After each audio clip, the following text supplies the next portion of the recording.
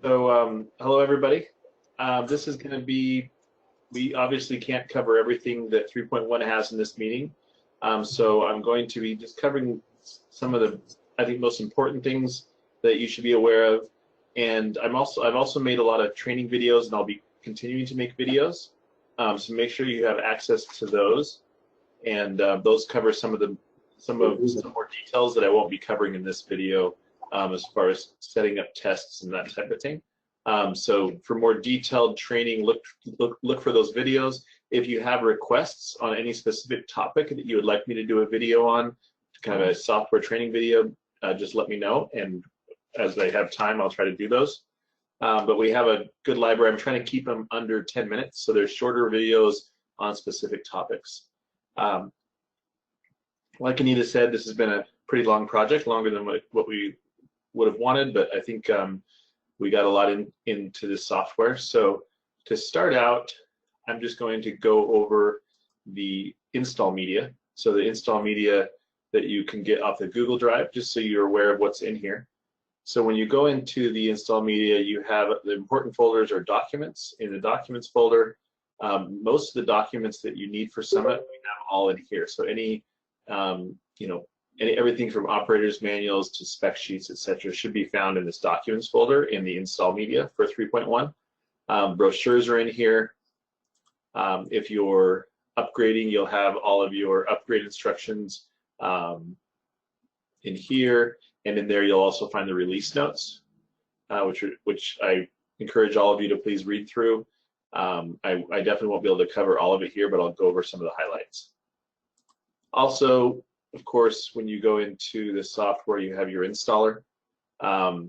When you're upgrading someone, so there's a few different scenarios. You could be installing new software, which is the easiest installation to do, or you could be upgrading someone. If you're upgrading someone, there's some extra steps you'll need to take depending on what scenario the customer is in. So for an upgrade, you'll just launch the sierrasetup.exe. And this is for new install as well, but for upgrade, you're just, and again, please follow the upgrade instructions or the installation instructions, which are found right here. You have the new PC install instructions and the software upgrade instructions. You have links to them right from here. But just so you're aware, if you're upgrading someone, you need to install the Sierra Summit first, and then either a reader or the acquisition one of the two of these. And then you have to uninstall the old version of Quick Report. So you make sure you don't miss this step here. It is in the instructions, but you have to uninstall the old Quick Report and then install the new Quick Report, and always do it in this order. And then if you haven't installed CAD Capture, you can install CAD Capture. It's not necessary if you're running 3.0 and you've already installed it. And then, of course, make sure you always update your help topics so you have the latest help topics in the software. The last two you don't have to do during the installation. I've already upgraded to 3.1 on this computer, and I upgraded directly from 3.0 just so you can see what the software would look like when you first upgrade.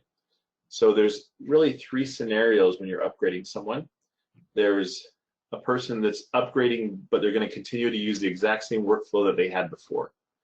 So in that case, there's very little you have to do for that particular customer, because they're going to be using the same settings, legacy NCV, whatever EMG they're using prior. And so for that customer, all you need to really do is upgrade them and show them the navigator, maybe adjust the font size of the navigator, that type of thing. The second scenario is a customer that is upgrading and they want to start using, they've already been using EMG Plus, and they want to start using EMG Plus with the anatomy database, which allows you to filter through the muscles with the navigator. And please let me know if I'm going too fast. I know we've got a lot of different languages on here, so I can slow down if you need me to. But that's why we're recording this as well, so you can go back and listen if you need to. And also, please feel free to stop me if you have questions. The main purpose of this meeting is to answer questions and kind of give you an introductory training for this software. So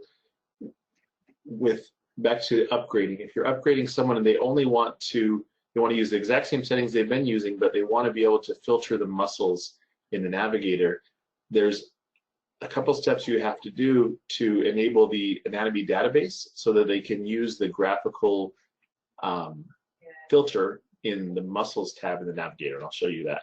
The third scenario is a customer who is upgrading to 3.1 and they want to start using NCS Plus instead of NCV, and maybe also EMG Plus if they've been using EMG prior.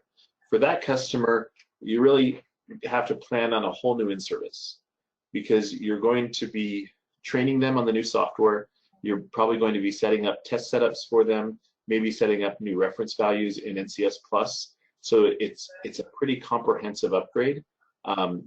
For Cadwell customers, that's something we'll be charging for. We'll be charging additional training, either remote training or on-site training for Cadwell customers in the US, because a customer that's upgrading that needs additional training, it could take quite a bit of time, depending on the customer and their skill level.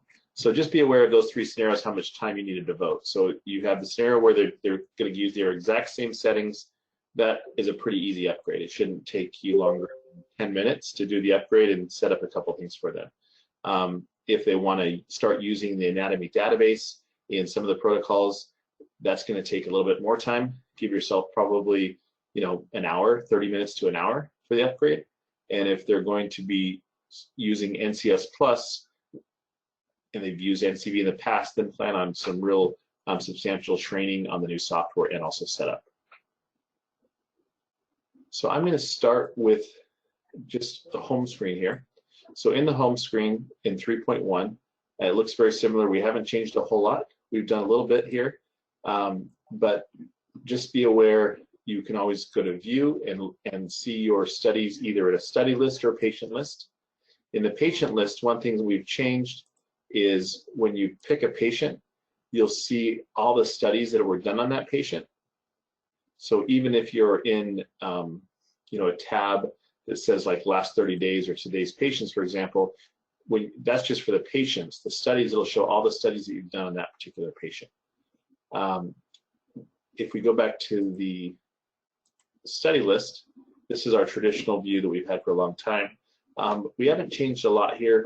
A few things and go through the release notes for this, but all the export, archive, and delete functions are here in the tools button here. So if we want to export something or archive or delete a record, just click the tools button to get to that.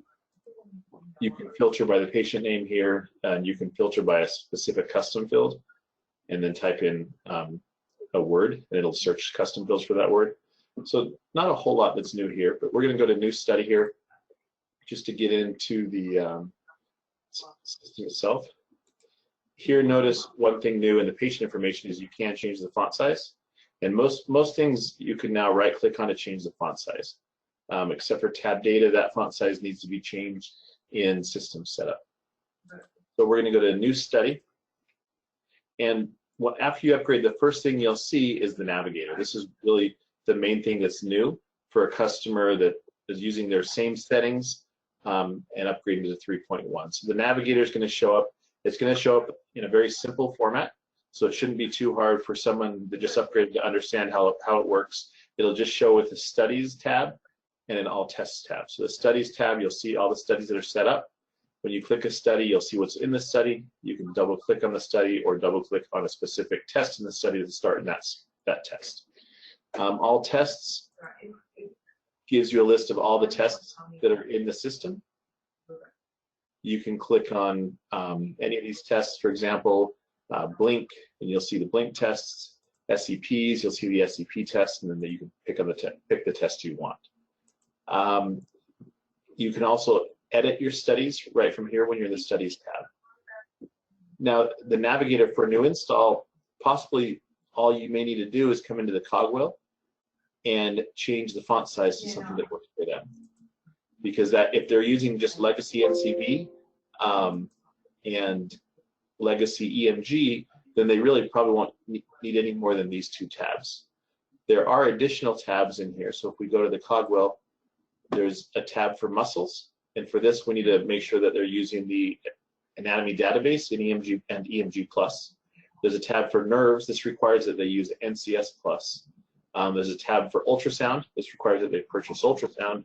and then you have tabs for Blink, RepStim, and RepStim, this also requires the anatomy database, but Blink, EPs, and Autonomic, those are just other tabs we can put in there. So right now, we can add Blink, EP, and Autonomic because they don't require adding any special tests or setups when you're doing an upgrade. So here we have studies, all tests, then a quick jump to Blinks, EPs, or Autonomic. What I'm going to do before I go much more into the navigator is add some of these other tests. So I'm going to add NCS Plus and EMG Plus to this test setup. So this, hit the home screen to get back to the home. And I'm going to go to Edit Test Protocols.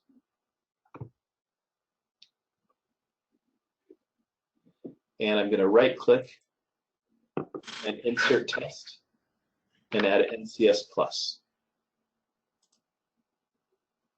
That'll load NCS Plus with our default settings. And then I already had EMG Plus because this was an upgrade from 3.0. But in this case, if I want the customer to be able to use the muscle filter, what I have to do is go into EMG Plus and check this box that says Use Anatomy Database.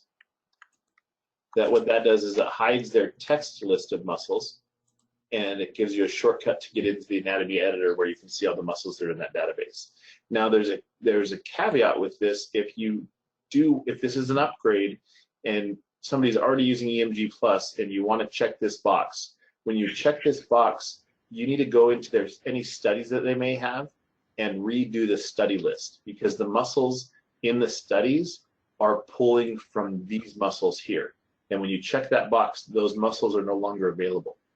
So if you have a person that's currently using EMG Plus and they want to start using the anatomy database, there is that extra step of checking this box and then resetting up their studies so in Edit Study List so that it has the new studies from the anatomy database instead of these old studies. The same thing goes with single fiber EMG. You can also use the anatomy database for that. So you can check that box, and if you do have any muscles in their studies, you'll need to reset those muscles up with the new muscle list that's in the anatomy database. Also stimulated single fiber EMG, and then the last one is RNS. So for RNS, if you want to use the anatomy database, you can use that for that as well. NCS Plus always uses the anatomy database, and there's an extra tab here to get to that. So now that we've done that, we've added those new tests, and in EMG Plus, we've enabled the anatomy database. Now we can go in and we'll just start a new study here so we can see the navigator. Now we can go in and we can see that now we have the muscles tab available to us and the nerves tab available to us. And then if we want to, we can also bring out the RNS tab and the ultrasound tab. We have ultrasound. And now we can see the RNS tab. RepStim has a filter that you can pick by muscle now for RepStim. Out of the ultrasound window, it just gives me the option to use ultrasound or concurrent ultrasound and then pick a site. And then I have muscles and nerves. So if it's a new install, so that's kind of the things you'll need to do. And like I said, make sure you go into, if you've added the anatomy database to EMG Plus, make sure you go into your study list editor and go into your studies, and you'll want to delete this list out altogether and add a new list from the new muscle list from the anatomy database. Okay, so you would just delete this out. You can leave it in here while you add the new muscles, but these muscles won't work anymore because they are pulling from the old text list of muscles. If the customer is going to start using NCS Plus, you'll also want to create studies. You'll want to probably delete out the NCV tests out of their studies and add tests from the NCS Plus menu. Okay, so those are all some special things you'll need to do if you're doing an upgrade. If you're doing a new installation, then I'm just going to restore settings here. I'm going to restore all. And in fact, if you're doing an upgrade, you could do this. If they haven't been using EMG Plus or NCS Plus yet you can upgrade them to 3.1 and then restore selected and just restore those two protocols from the 3.1 preserve file, and that will save you having to go through those extra steps of enabling the anatomy database. But I'm going to restore all, and I'm just going to restore our 3.1 preserve files so you can see what it'll look like when you do a new installation.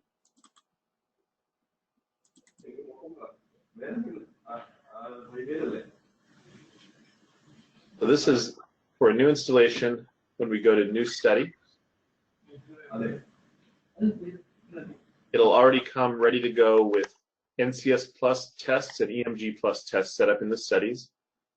So these are all from the EMG Plus anatomy database, and these are all NCS Plus tests. So with new installs, it's going to show up something like this. You can obviously create your own preserve files if you want to have a preserve file that uses the old legacy NCV. It'll still come with all tests, and then the muscles tab and nerves tab, and if they're doing ultrasound, if they purchase ultrasound, ultrasound should show up as well. So this is what a new install looks like.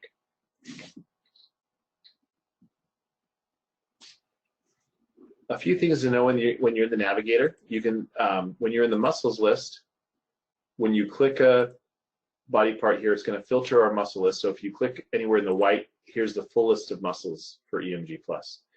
Just by clicking a hand, now we're seeing just the muscles that are in the hand. If I check the common box, now I'm seeing just muscles in the hand that I've set up as commonly used.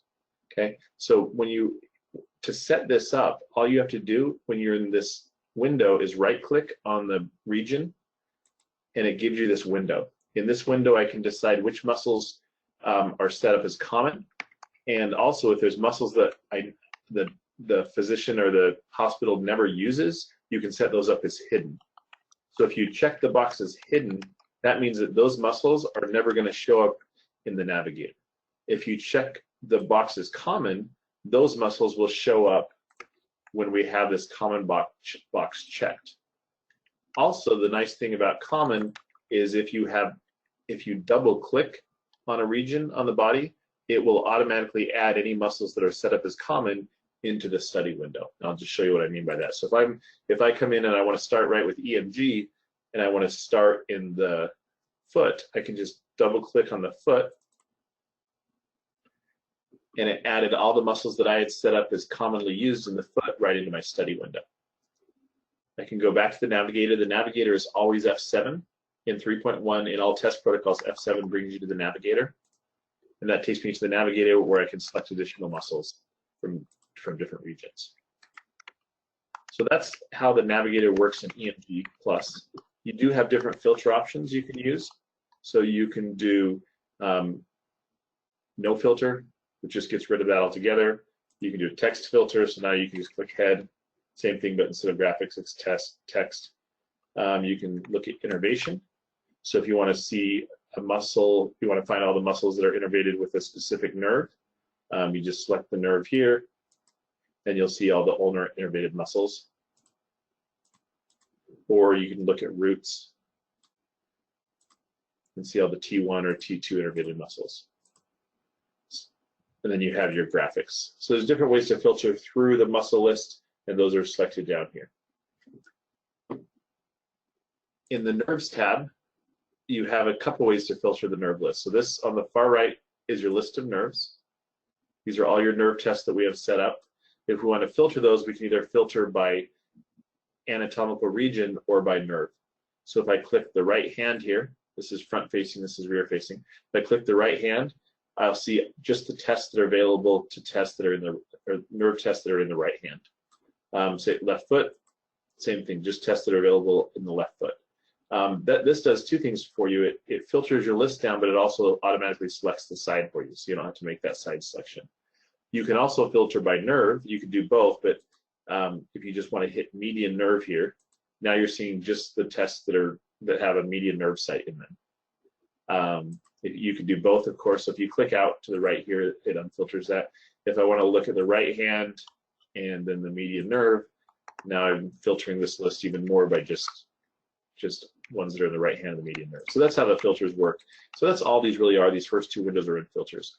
You can use the navigator with the buttons and knobs. So you see the pink square around this window. That means the pink knob will go through that window. So you can toggle through and pick a test using the pink knob. And this window is yellow, so the yellow knob allows you to go through that one. Same thing with the tabs.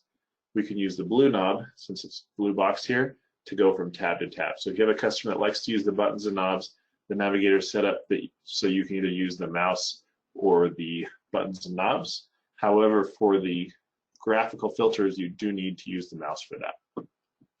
But in EMG, we can see that the pink knob is the muscles. The yellow knob is the test, so when we're in the muscles tab, we can choose EMG plus or single fiber EMG plus. So that's the navigator. This is just a new way to get from test to test. But I'm going to start out by going into a nerve and just doing a couple nerve tests. So I'm going to just pick median APB and median F wave and median sensory. One nice thing about the navigator is these tests will go into your study window in whatever order you click them. So if you're not using a study, you can just go pick the nerves. If you already know the first nerves you're going to test, just pick them in the order that you want to test and then hit OK, and it'll add those tests to your study window. So here we have the median motor, the median F wave, and the median sensory. In the trace window, it's just a little bit different workflow than EMG plus or than legacy NCV. We have the sites that are available here in the trace window. So everything's in the trace window. So in this case, we have a wrist site and an elbow site. Using the store button is like trace down, it toggles between those sites. So just by hitting store, we go from site to site. I'm just going to put on some electrodes really quick here just so you can kind of see an actual response. Just give me just a second here.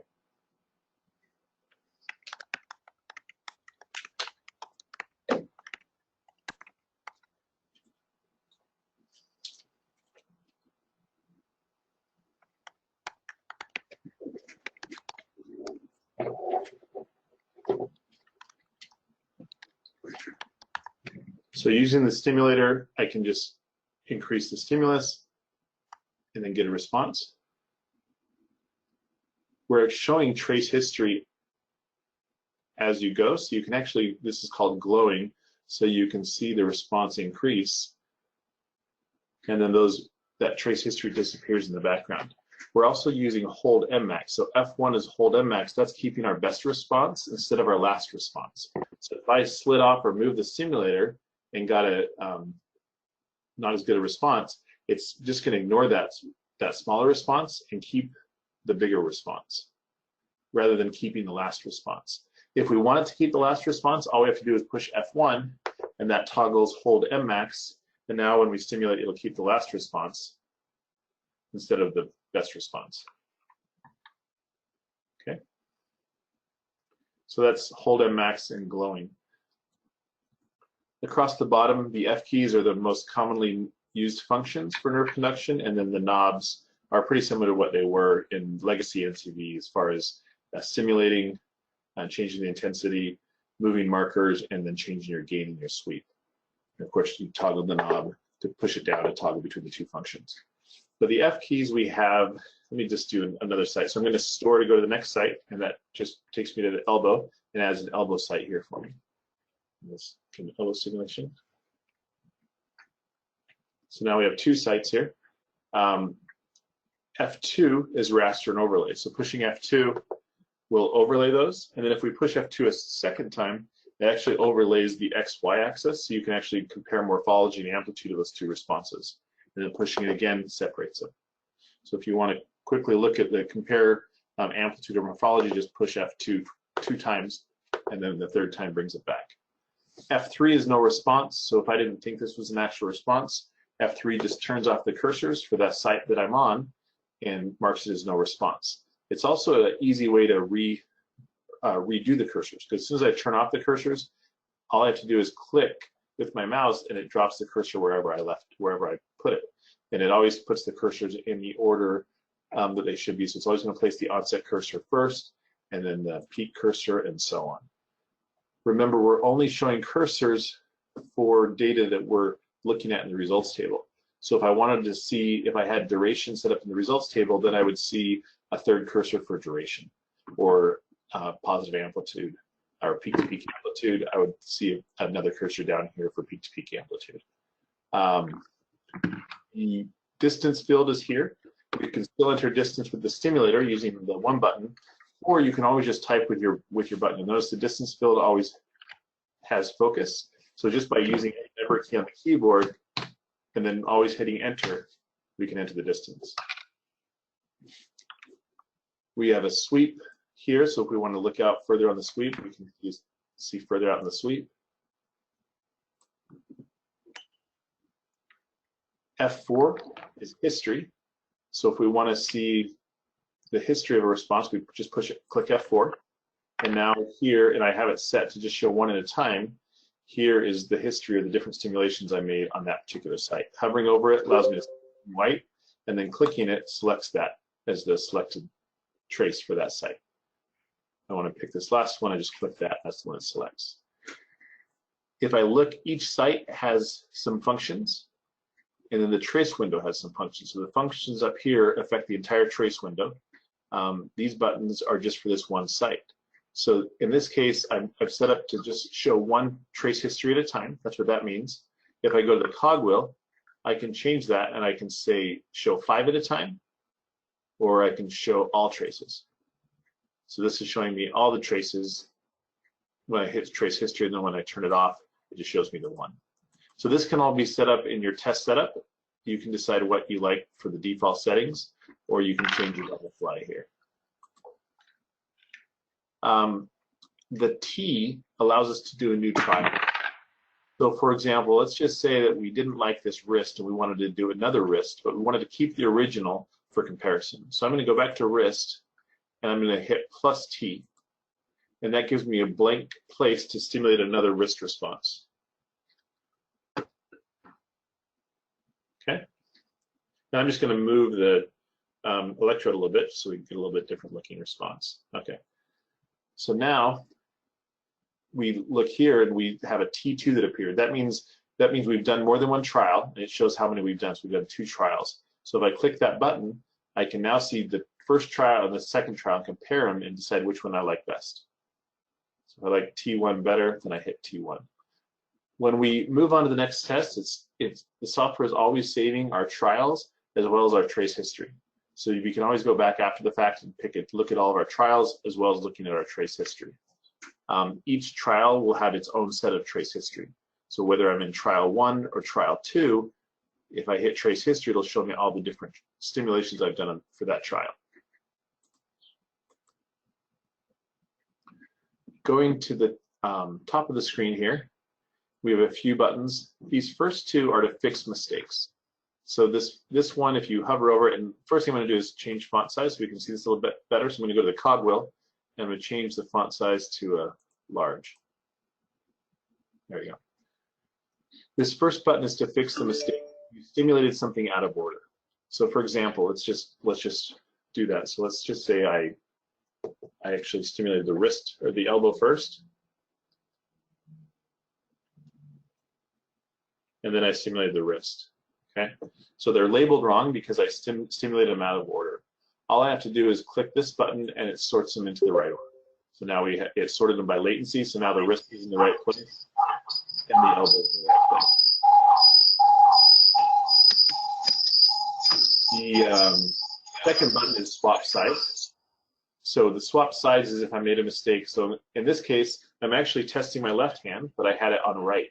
So I want to fix that mistake and I want to move all this data to the left side. This button takes the data and makes it a left. So now that data has been set up as a left side. Okay, so this button is swap size. This button is insert site. So let's just say, for example, here I wanted to do a mid forearm stimulation for some reason. Okay, so I'm just going to click insert site, and here I can drop down and pick a different stim site. But if it's not here, I can just click right here above and type anything in. So I'm going to just type in mid forearm.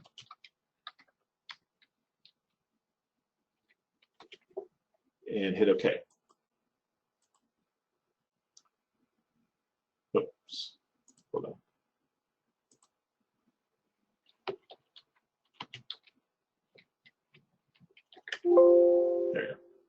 then hit OK. Now it gave us a mid-forearm site. Now I can go ahead and stimulate that site. Okay. And now I have a third site. And you notice it added a segment there too, so I can put in a distance if I wanted to, and get a velocity. Actually, not much. So that's how we add a site. When you're in here, you'll notice you can drop down and pick a site or a segment. You can also add a different test type. You could add a different side, different recording site. So there's quite a bit of flexibility, but I think most people will just quickly come in here and maybe add a new site on the fly. This fourth button, the I, you'll only see this if in this test you have sites that are set up as hidden. Hidden means you maybe don't use them that often. So when we first started this test, we had a wrist and an elbow site. If we click this I, that means there's additional sites that are hidden. So I click that I, and now I see I had an axilla site and an herbs point site already set up, ready to go, and they were just hidden. So that's what this I is. The same gain and sweep, this is just your link. So you can actually link or unlink your individual sites. So right now, because they're linked, all I have to do is turn the gain knob and it adjusts all the sites. If I unlink them, then I can change them individually. So now I'm just changing this one site at a time for both the sweep and the gain. So that's what this guy does.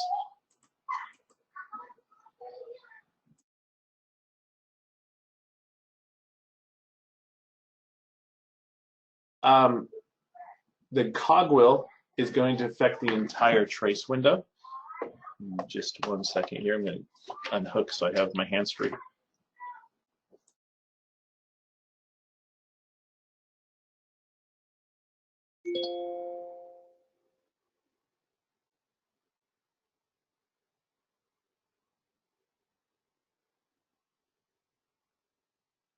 Sorry, I was muted there. So the cogwheel gives me additional settings for the trace window. These should all be set up in advance, so you shouldn't have to go in here very often, but this is where you'd kind of set up the type of trace history options you want, whether you want to use glowing. So if you wanted to change anything on the fly, you could change it here. If you wanted to keep it as a default, you'd go to Edit, Save Test Parameters, just like anything else. So that's the trace window. The results table is quite a bit more flexible in NCS Plus. You can pick a lot more different options of results columns. You can combine columns together like you see here, where you have latency and then the actual latency number and then the reference value next to it. This can all be edited on the fly, or you can have this, typically you'd have this done in advance. There's 3 tabs here. There's a tables tab, a left-right comparison tab, you have a notepad, and then graphs you'd probably just use for hreflex there. So the notepad is a pad that, or notes that you can take that are combined notes for the entire NCS Plus test. So anything you put in the notepad, you'll see in all the different tests. You can also add a comment column. This comment is just for this one site. So it's specific to the site, whereas the notepad is for the entire test. You can actually edit these results tables right from here without having to go into the test setup. And like I said, there's some videos on actually going in and setting up result tables and all the test setups for NCS Plus. So I'm not going to cover much of that here, but I can go to the cogwheel in the results tables and check edit result tables. That allows me to edit these right here on the fly. So now all I have to do is right click. Let's say, for example, I wanted to see a negative duration. So I can just right click and add a section. I want to see negative duration. And then I can right click in that section, add a parameter. Maybe I want to see the normal range. So now I've added negative duration, and it gave me another cursor over here in the result table. If I want to right click, I can move that left or move that right. Typically, you would have this already set in the test setup, so you wouldn't be doing this on the fly, but just wanted to make you aware that you can do all these setups on the fly with NCS Plus. I can right click that and remove the column if I want to get rid of it. Then I can go back to the cogwheel and uncheck that if I don't want to edit result tables anymore. I can also get to my reference limits from the Cadwell. So if I click the Cadwell and go to reference limits, I can see all the reference limits that I have set up. I have a video showing how to set up reference limits, so I'm not going to spend time on this, but you can see here that it's really easy to get to, and once you're here, you can adjust reference limits on the fly if you need to. Also in here, font size, notepad, word wrap, just some other customizations you can do. Then you can get to the color editor from here as well. The color editor is here as well, and this is where you can go through and really you can define whatever color you want. I would probably start by unchecking the ones you're not working with, so you're just looking at NCS Plus, and now you can go and really pick whatever color you want for all the different options in NCS Plus or single fiber. You can have some favorites, so you can go color, they'll just switch it to another color and a third color, so you can set up favorites, so you can swap between colors. This is more probably for a demonstration. If you wanted to show your workspace in different color ways, you could set it up differently for different demonstration modes. Moving on to let's move on to the next nerve here. So we're going to do an F wave.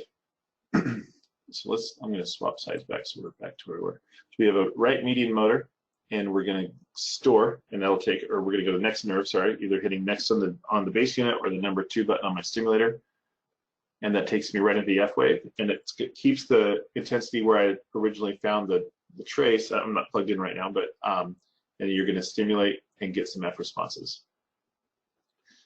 Pretty easy. Usually I would put it in right after the motor so that you can go right into it and go right into F wave.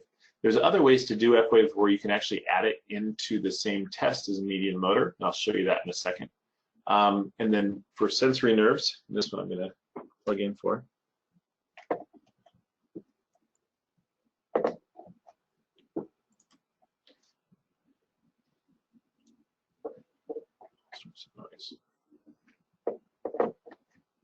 For sensory nerves, a couple differences.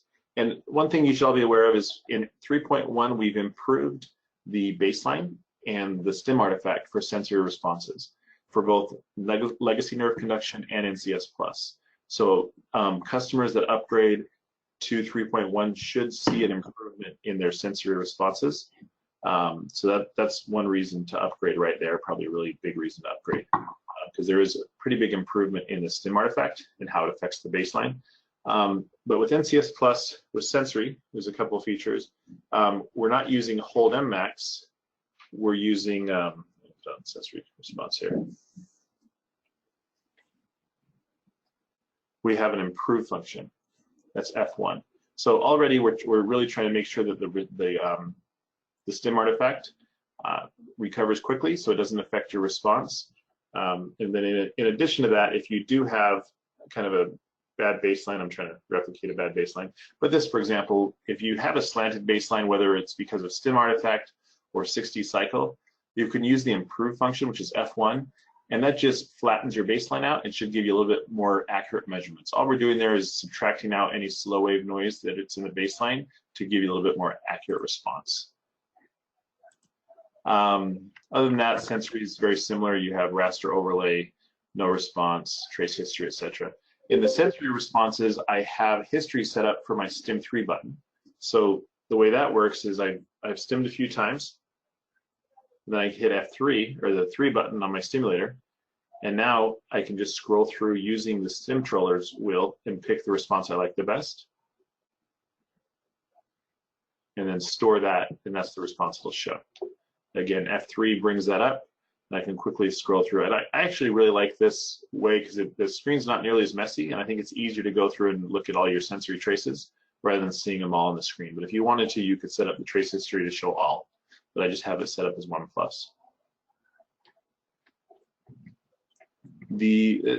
There's not much difference in NCS Plus with sensory and motor, so those tests are going to function more or less the same. But I'm going to go to the left side now, and I'm going to go to Navigator. F7 is always Navigator. And I'm going to bring in a different test type. In this case, I'm going to bring in a median with F wave. So with this, what I've done is we've set up a test that has a median wrist and then an F wrist and then a median elbow. So this is a little bit, if your customers are doing a lot of F waves, I think this is a nice way to set it up to make it a very efficient workflow if you want to.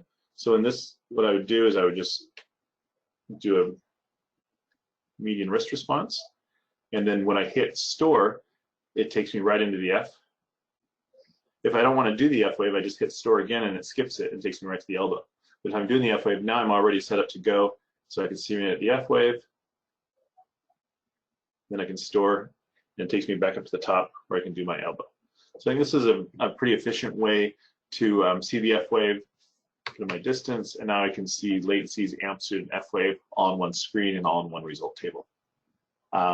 You could do other things like, if you look in here, we have median with sensory or ulnar with sensory. So let's just say we want to do a ulnar, motor, and sensory. We can pick that one. This is just an example so you can see other things you can do with this test. So in this case, I'm going to do an ulnar wrist.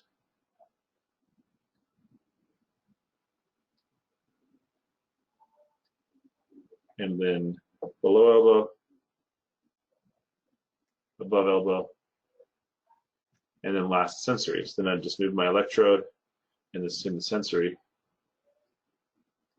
So there you can see we can get sensory and motors all in the same trace window. So you have a lot more flexibility on how you set tests up, and then you can see all the data all in one spot as well. This is really preference. I think a lot of customers may still prefer to do things just one test per screen, but I think it's pretty nice when you have the option to do multiple tests per screen. I'm going to show you another test, and I'm going to go into test setup to show you how to do this. So this will give you an example of how to set up a test and show you some of the capabilities of NCS Plus. So I'm going to go and hit the home screen. That takes me out of this test. I'm going to go to Edit, Test Protocols, NCS Plus, and I'm going to set up a nerve test, and it's going to be a combo test where I do, I'm just going to right click. So I went to NCS Plus, I'm in the Test tab, and I'm going to add a test setup. I'm going to call this median 2-channel motor F and sensory. And what I'm going to set up here is the first site's going to be, so I hit plus to add a new site. The first site is going to be a median wrist. And then the second site is going to be a sensory median wrist. I'm going to do to digit 2. And then these are going to be 2 channels. So they're going to be, I'm going to simulate once and get a response for both. Then I'm going to do the third site, and this one I'm going to make the F wave. And then the fourth site will be the motor to the elbow. And if I wanted to, I could do a sensory to the elbow as well. So I could add another one here and do a motor or a sensory to the elbow, digit 2. So now I'm going to make this a multi-channel test. And I'm going to take this site and change this amplifier from channel 1. So I uncheck default. I'm going to change it from channel 1 to channel 2, and then do the same thing with this site here because it's recording from a different site. And I'm going to go from amplifier channel 1 to channel 2.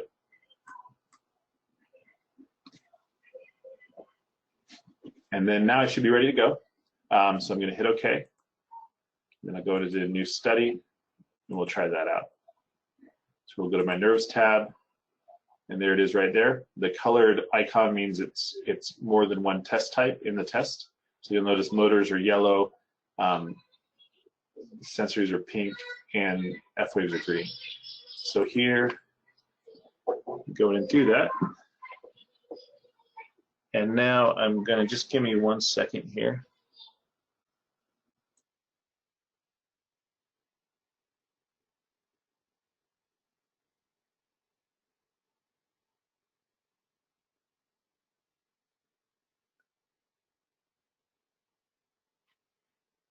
All right, so I'm going to go in, and so you can see the test.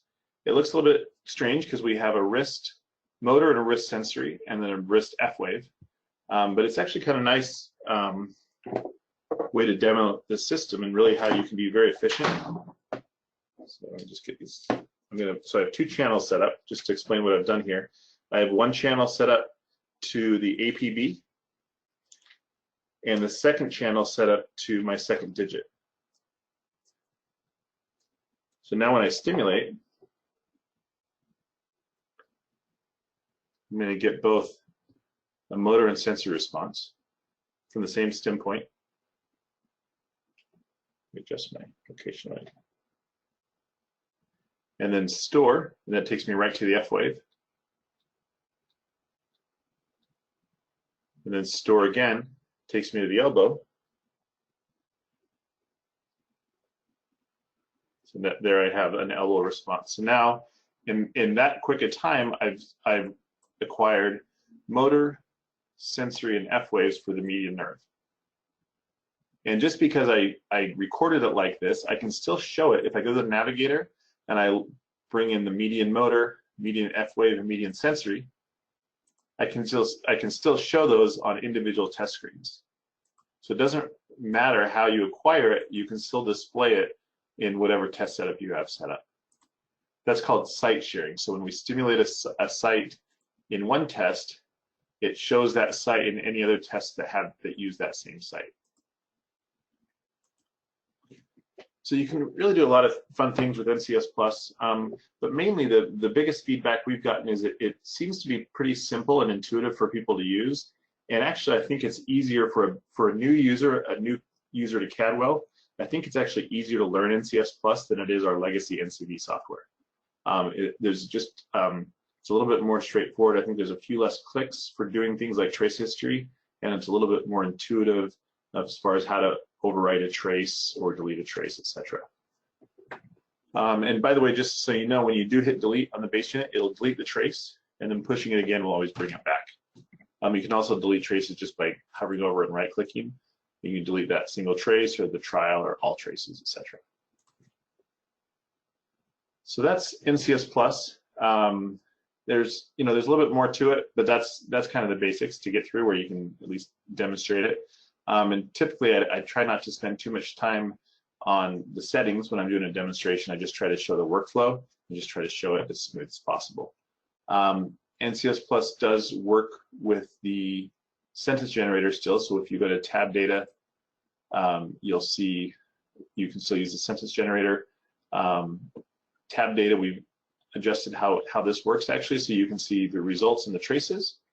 And then if you go to the cogwheel and have it set up so that the patient info overlays the NCS Plus trace window, then when you hit patient info, now you see the results in the patient info. So you can uncheck that and just see the individual traces with the responses. You can adjust cursors here, or you can see all, if you've done more than one motor, you'd see all motor responses or all sensory responses, etc.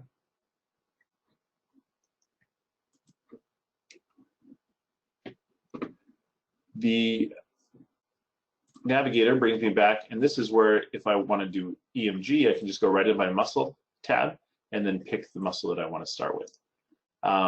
Or if I'm using a study, I may have EMG already set up. What I like to do in a demonstration is actually show a study that has EMG and ultrasound and nerve conduction all in the same study, so that I can really show the workflow of how you can really quickly switch between nerves, ultrasound, and EMG just with the click of a button. I'm not sure if I have ultrasound on this system or not, but I'll try it here in a second. So are there any questions just on the overall workflow of NCS Plus? Anything that's confusing or you want more clarification on?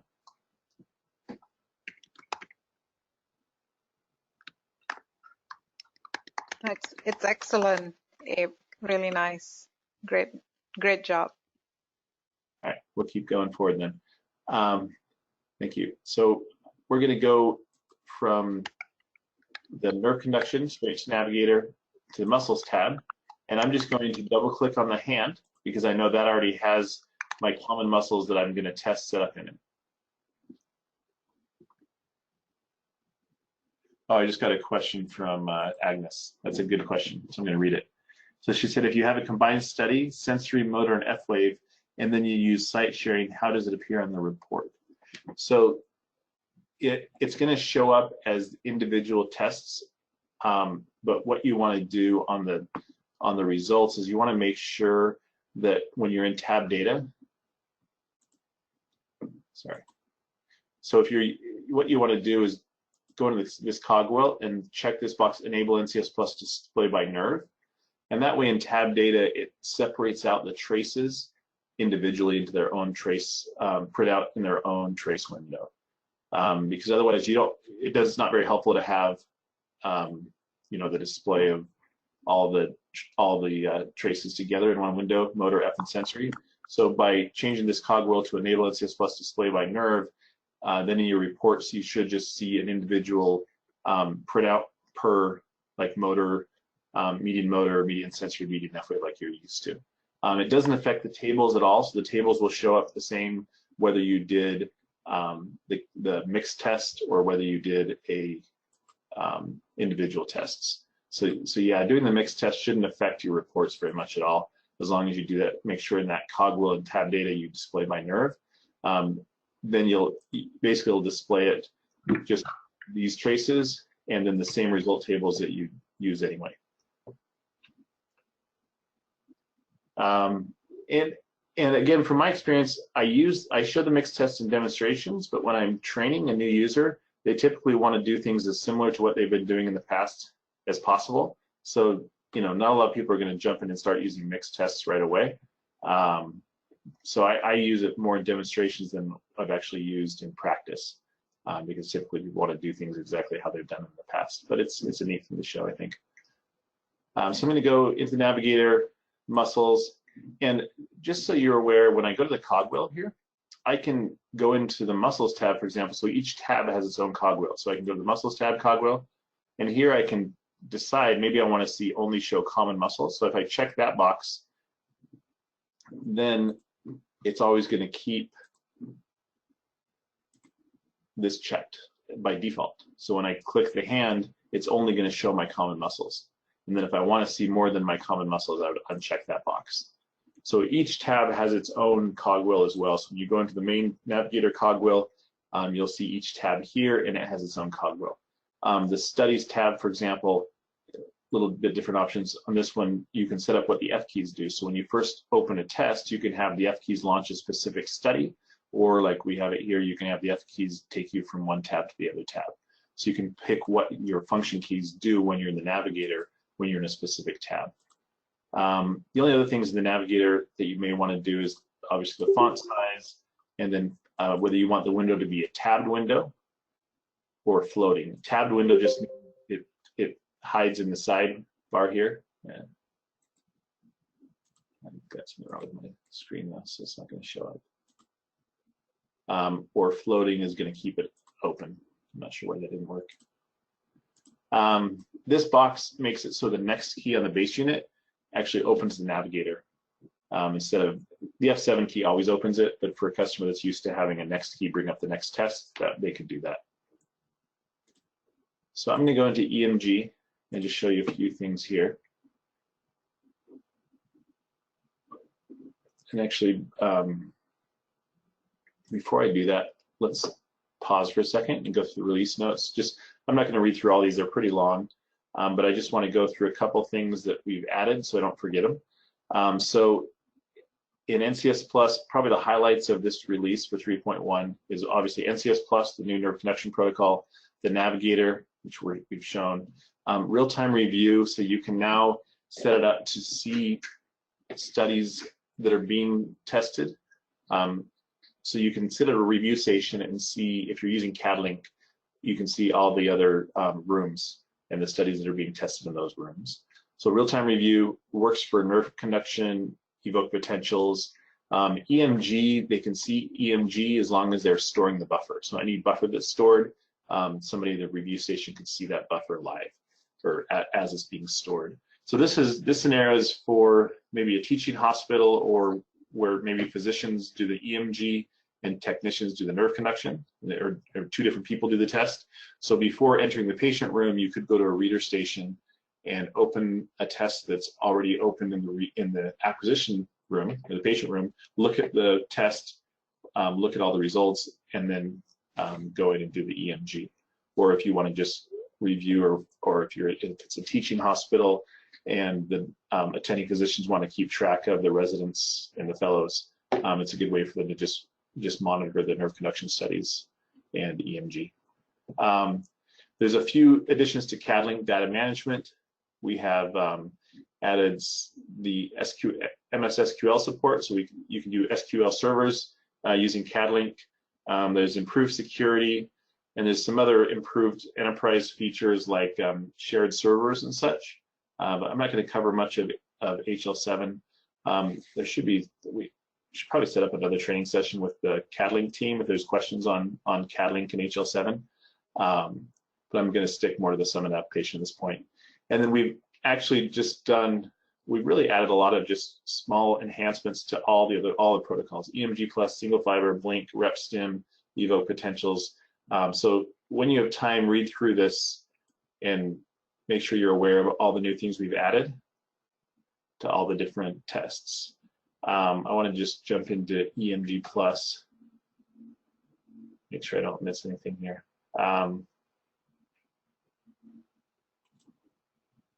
So we've added new way to enter reference values if you're using the anatomy database.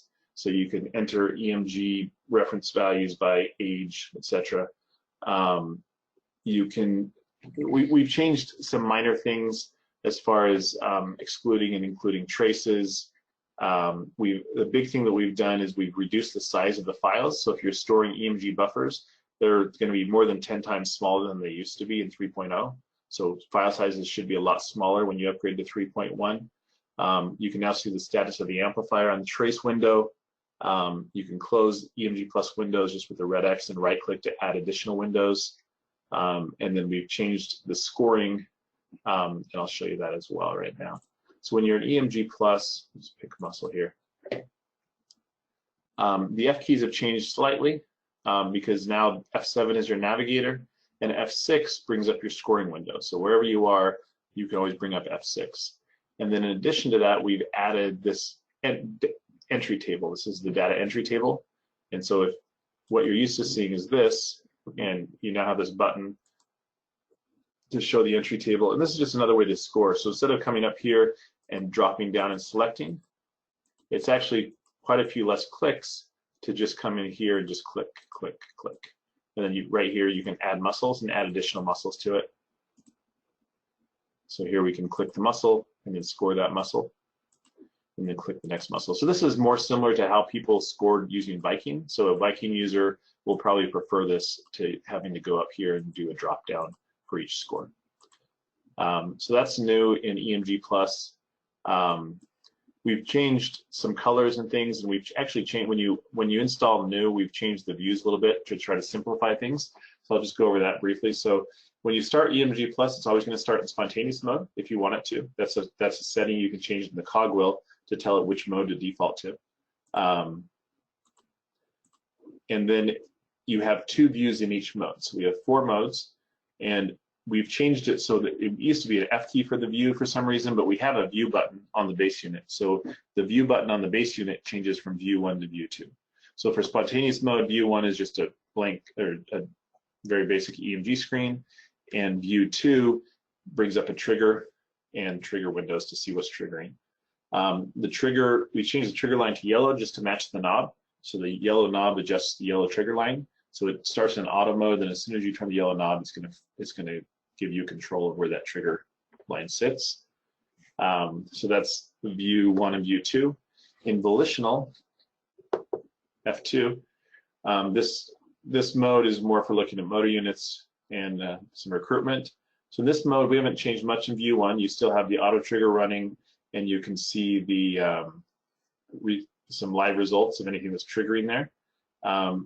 But what you can do is you can actually change how many rastered traces show up here, which you couldn't do before. Obviously, you can show these either in a rastered view or an overlay view. But you can adjust how many traces actually show up here. Also, you can adjust the average count, so how they're average. So when we stop, we're seeing this is an average of the traces that are in white. So make sure that you're aware that when you're averaging things, it's set up currently to average the weight. It's a weighted average, so it's looking for the best matches and then averaging the best 8. We can increase that average count to up to 30. And if you want to just do a standard average where it just averages the last 8 or 30, you change that to normal average. So weighted average means it's going to average the best responses and however numbers you have selected here. And then you can decide how many traces to show in the raster and how many in the overlay as well. And then in a couple of things, so if we move off this guy and just drag a box, you can actually pick a mode unit that way. It's not going to look. Let's pull up some real data just so you can see buffers here.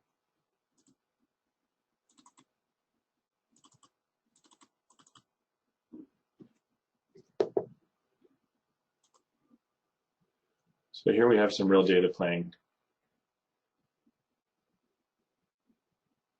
So if we stop that, you can always just hit plus to add this mode unit if you want. If you're going to be looking at some quantification of multiple mode units in a muscle, you can add that mode unit.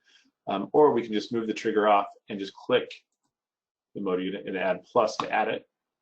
Or you can drag a box around the mode unit and then add plus to add it. The nice thing about the box is it gives you control of the duration, so you can decide exactly where the duration lines are going to lie. And then when you go to view 2, you can see all your results. So we added 2 motor units, and then here's all the results of those motor units. This is the motor unit that's selected. These are all the motor units and then the non-polyphasics. And remember, just by left-clicking in here, you can turn on or off any of these columns or rows, so it's not quite as complicated. Just put in whatever numbers the physician wants to see. So that's volitional mode. In auto-mutt mode, there's 2 different views in this as well. The standard view, we've simplified it a little bit, so when you're running in auto-mutt, you'll see it's automatically collecting. If there's too much noise, it'll actually stop collecting and give you a warning that they need to relax and they're recruiting or the muscle too much or with too much force. So you'll see here they display the muscles here or the motor units here, and then they drop down into the overview table. And then when you stop and you go to view 2, view 2 is going to be just another way of viewing that, but with your results. So you'll still see individual motor units, all your motor units together, and then your results table, either in a cloud plot, histogram, or a regular results table. Some minor adjustments we've made here just to improve the look of things. We've offset the peaks so they don't overlap each other. So there's just been some minor things done to EMG+. But one thing I want to show you is in auto-mutt mode, you can actually bring up a window. So I'm going to go to view 2, and so we can just close these windows and then right-click and add new windows. So I'm going to bring up the new window we have, which is firing rate analysis. And there's also firing rate results.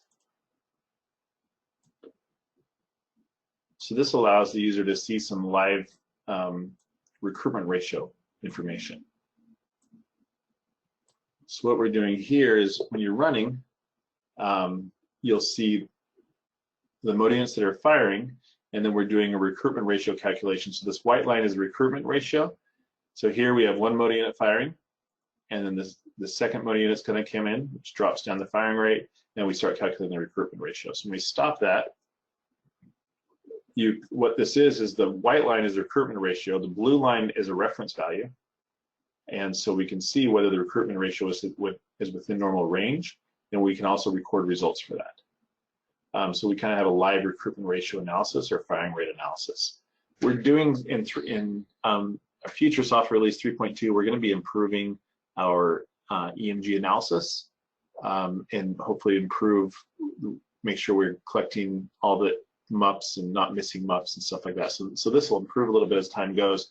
But this is a nice tool, both for teaching hospitals, just so they can kind of show residents what happens with firing rate as the single motor unit increases and then the second motor unit comes in.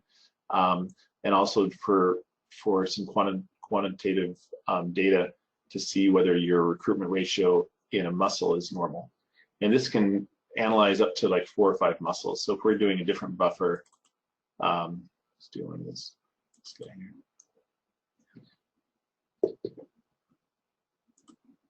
So when you turn those windows on, it's just going to automatically find the mode units and plot them and then give you a recruitment ratio. So in this case, it found 3 mode units,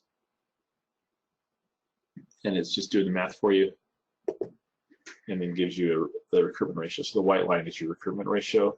The blue line is your reference point. So it should be below the blue line for a normal muscle. And if you go to the Cadwell, you can adjust those things. So you can adjust your reference value here.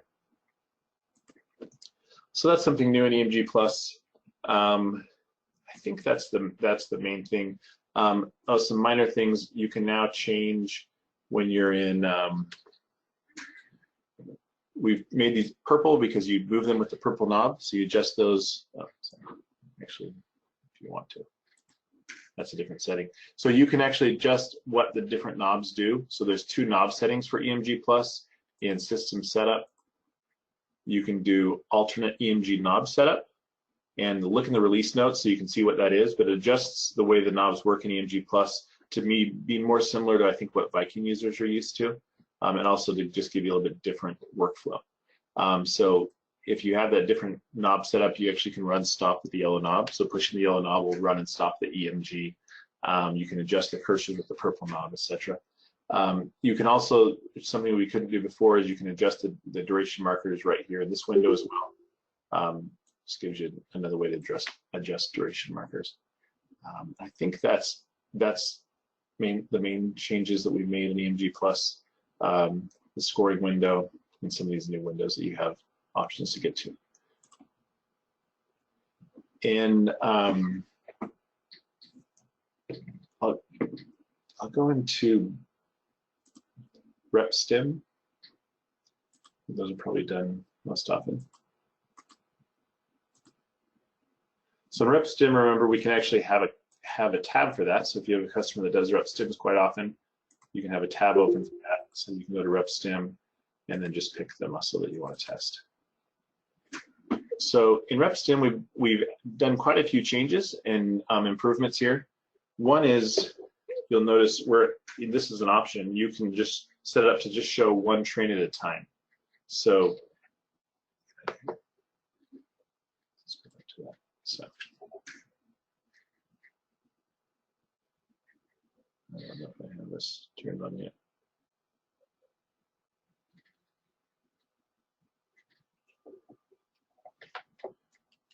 I don't think I'm hooked up right here. There we go. Let's just do another muscle here.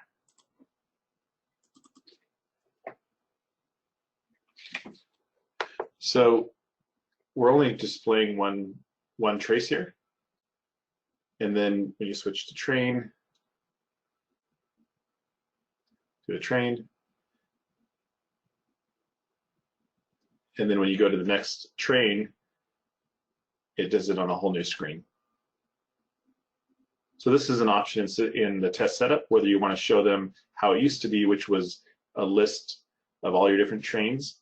But this is feedback we've been getting from quite a few users that they just want to see 1 train at a time.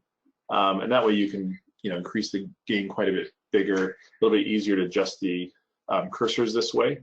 And then just clicking on the different trials here shows you the different trains. And of course, you see all the trains up here as well. So there's your train 1, train 2, train 3. We've made it so that you can show all the cursors all the time, so it's easier to adjust the cursors. We've improved the both the stim artifact and the cursor placement. So cursor placement should be a lot more accurate now in RepStim. And we've also made it so you can jump around, so you can skip things. So before you had to go in order. And now if you want to skip over one of these and just skip down, you can skip to wherever you want and store that one, or just do that 1 train. If you want to redo a train, just go back to the train that you missed and highlight it, and then stim, it'll redo that train. If you want to do a different frequency, remember these trials are already set with a specific frequency, rep rate, train length, etc. So if you want to do something custom, now you can just jump down to this blank one, and then you can set up the train and modes and frequency to whatever you want. Maybe you want a different rep rate. You can go up to, I think we can go up to 200 hertz now on the rep rate. That's new. And then you can pick a frequency here, or you can just type in a frequency, and it'll do whatever frequency you want there. So you don't have to select from the list. You can just type something in, and you can go all the way up to 200 there. But the nice thing is now when you do the train, it's going to keep those settings the same for the next one. So you can just skip over these preset setups of train length and rep rate, and you can go start doing your own at the bottom of your custom one. In the past, you were really kind of stuck. You had to go into edit test protocols and set this up beforehand if you wanted to make any changes. So now it's quite a bit more flexible, I think, with RepStim, and customers should like this option to just show one train at a time so they can increase the gain and show that bigger. Obviously, you can adjust the spread as well to make use of the whole screen. So that's some improvements in RepStim. In Blink, we've made some improvements there as well. And that you can bring up as a tab too. Let's just go ahead and do that.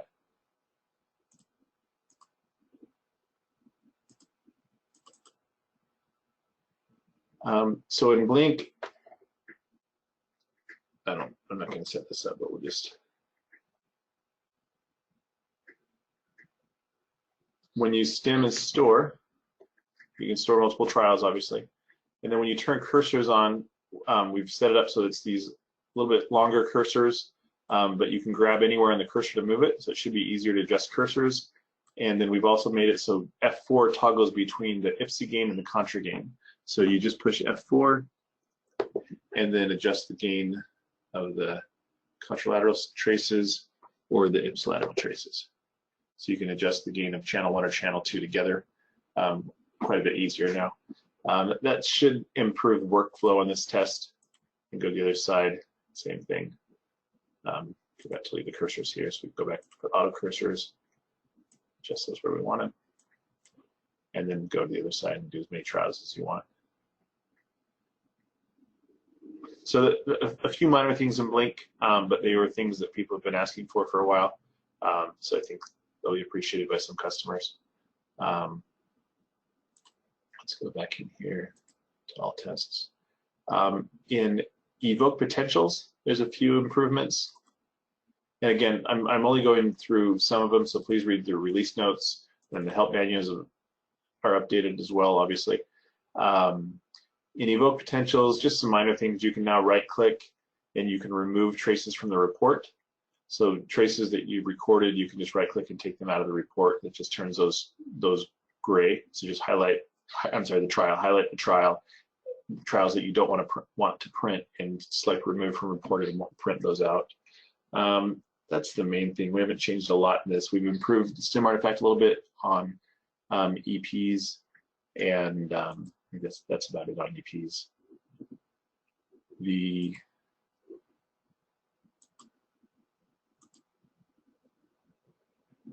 other one I wanted to show is EMG Plus. We haven't made any changes on ultrasound in 3.1, so it should be the same as 3.0, except for in concurrent mode. I'll show you that as well. Single fiber EMG, we've made some improvements here. One thing we've done is made it so, let's bring up some data so we can actually see something running.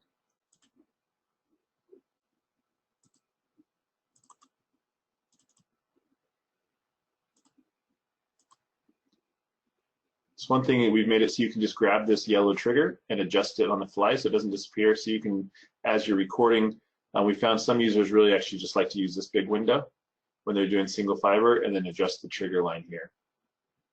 So you can click, drag it back and forth, up and down, and trigger whichever peak you want to trigger on. So that's new, the way we're handling that.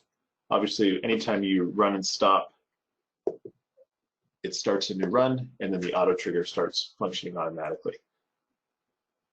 we've made it so that when you adjust the sweep with the knob, it's actually adjusting the sweep in the trigger traces window. So this window here, it seems like customers, this is the sweep they want to change more often. So now the blue knob adjusting the sweep actually adjusts it in this trigger traces window instead of the live window here.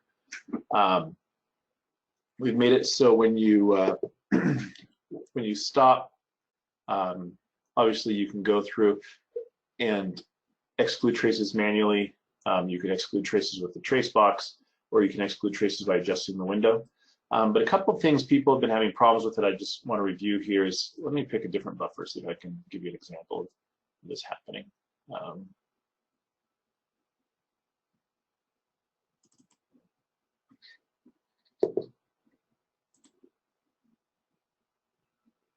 I think that's the same one I just did. Okay, so here's one. So when we stop here, we can add a peak just by clicking and dragging around that peak, and that should add the peak here. In 3.0, that didn't work quite as well. And then if you want to get rid of that peak, just uncheck it here. Now, sometimes you might have a peak that's not very stable, and it's causing the software exclude some of your other peaks. So the first thing you want to watch for when you're doing single fiber is make sure that you can see all the peaks that the software is picking up. So sometimes you may be in a test where you're, let me pull up another example here.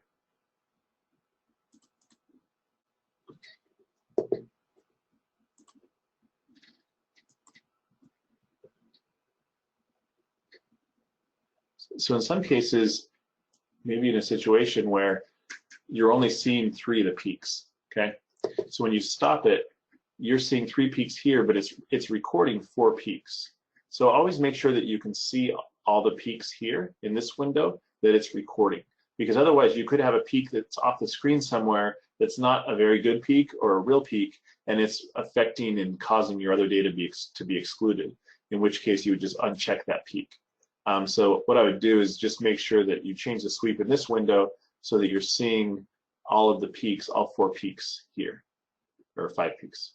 And then of course you can add additional peaks, and then you can take those away.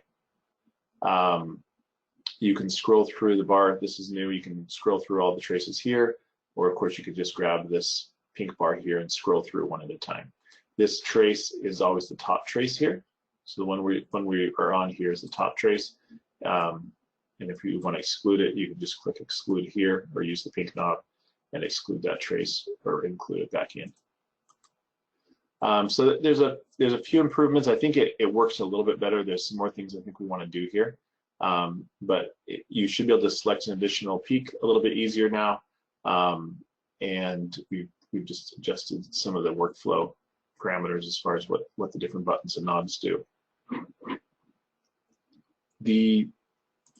I do want to take a second and go into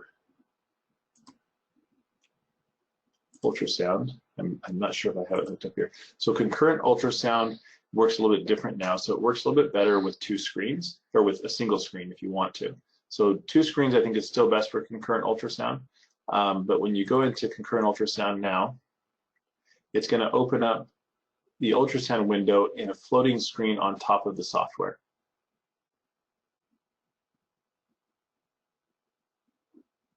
So let that load.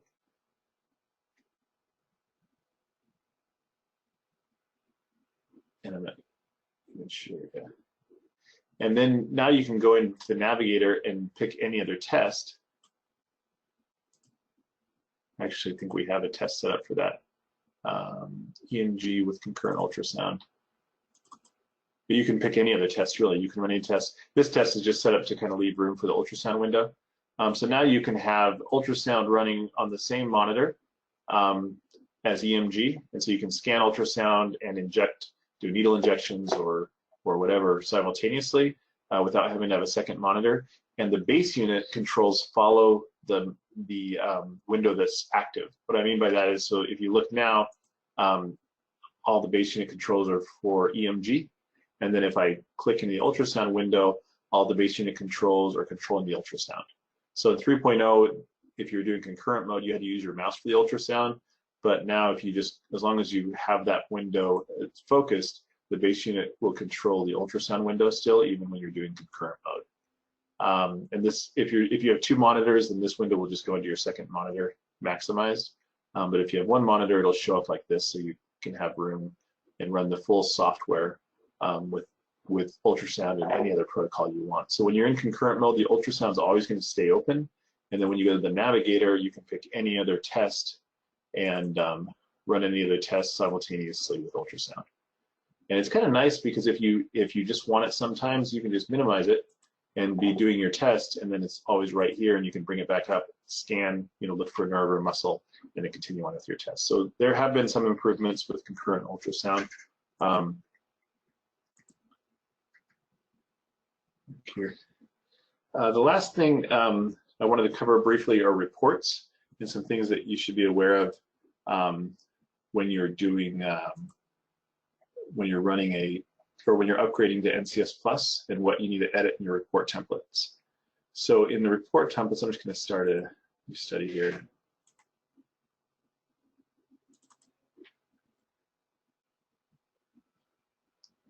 And we'll go into report template.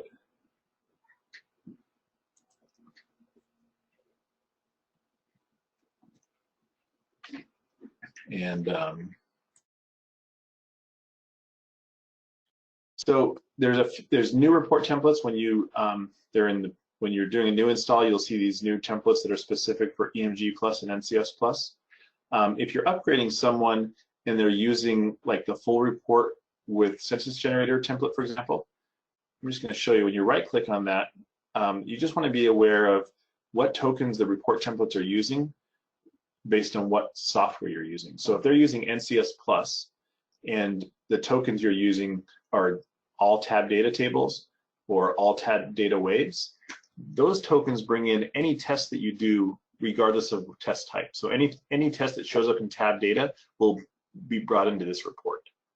Okay, so you'll be fine using legacy NCV or NCS Plus or RepStim. Any test that shows up in the navigator is going to show up because you have all tab data waves and all tab data tables.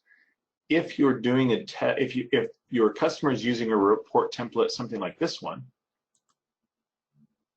where it has specific tokens for specific tables.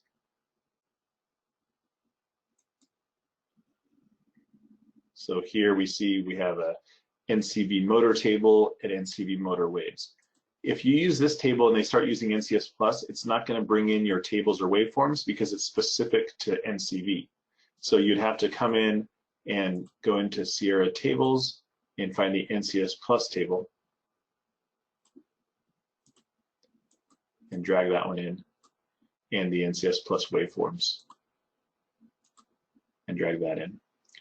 The reason why you can get them both separate and together is because some people like motors first and sensory second, or interleaved between the data tables and the traces. So we'd want to bring in the motor waves.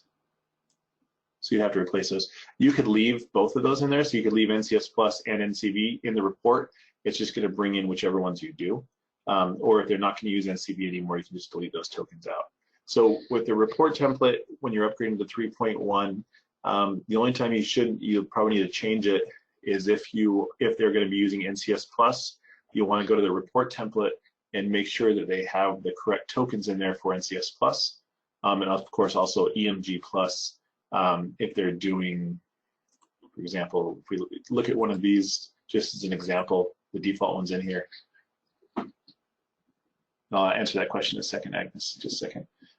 So when we right-click on the report, you'll notice there's the EMG Plus tables and then MUP tables. So if they want to see the actual MUPs, you need to make sure you have all these tokens in there. The scoring table is going to show up just with the EMG Plus tables or the EMG scoring table. Let me just pull up Agnes's question here, comment here. So Agnes said,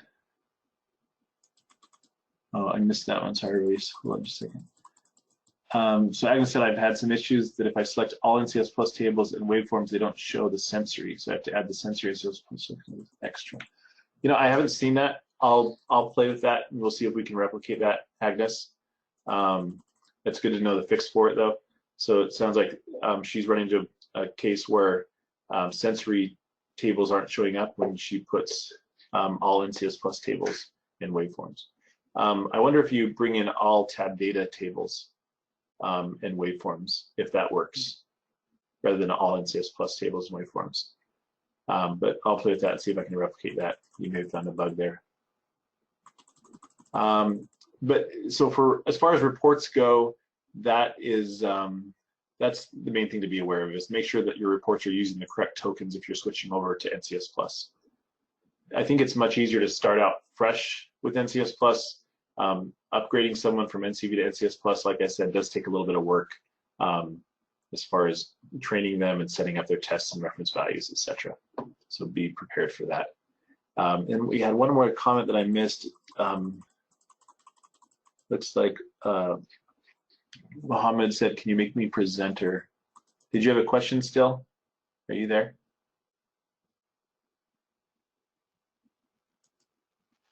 I missed that question. But our time's up. I think he just maybe made a mistake. Okay.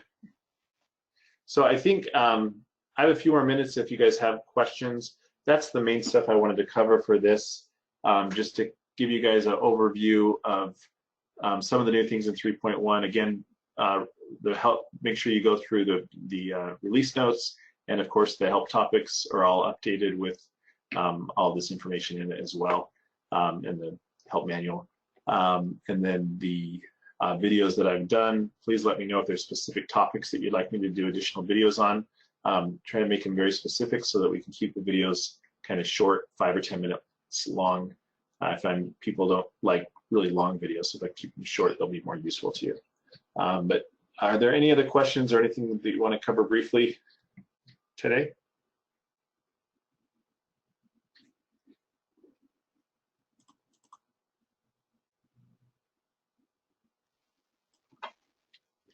Anyone have questions? Ask now, or else you don't get a chance again. No, just kidding. All right, and our international support is all trained on this, so they should be able to help you if you email the international support. They should be able to help you with these things as well. Please let me know specifically with feature requests or bugs that you might find. Otherwise, you should be able to direct most of your support to the application support email address. And thanks for your time. And Agnes says make a video on setting up tables and sites and segments. Okay, I think there's already videos on there. Okay. The video, the Google Drive is a little bit confusing right now, Anita, but my most recent ones are on the Cadwell folder, so you may want to move those over to where. I'll move them over and share with them. Yeah. I just made two or three new videos that actually cover test setup and result table setup. But if you need more detail, just let me know. I'll make more. Cool. All right. Thanks, everyone. Thank you so much, Abe. Really appreciate this, and thank you everyone for joining. And yeah, we're excited to launch this and upgrade our customers. Thanks a lot, Abe, for all the work you've done and your team. Thanks for all your patience. Okay. All right. So we end the meeting here. Thank you, everyone.